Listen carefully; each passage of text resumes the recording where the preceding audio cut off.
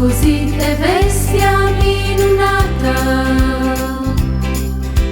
ce profeții au profețit. Ați auzit că s-a născut un rege, așa cum a fost făgăduit. S-a născut Mesia, s-a născut Iisus, Domnul cerului, mântuire ne-a adus. S-a născut Mesia, s-a născut Iisus, Domnul cerului, mântuire ne-a adus. Ați auzit cum în noaptea rece îngerul a spus păstorilor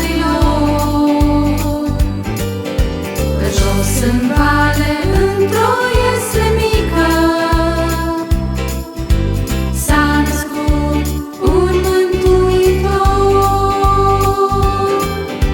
S-a născut Mesia, s-a născut Iisus, Domnul cerului, mântuire ne-a adus. S-a născut Mesia, s-a născut Iisus, Domnul cerului, mântuire ne-a adus.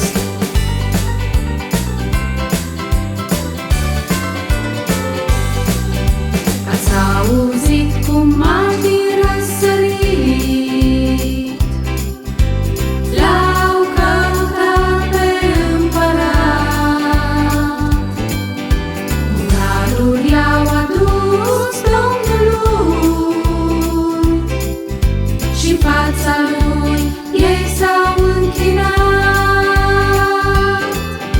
S-a născut Mesia, s-a născut Iisus, Domnul cerului, mântuire ne-a adus. S-a născut Mesia, s-a născut Iisus, Domnul cerului, mântuire ne-a adus. Nu mai sta nepăsat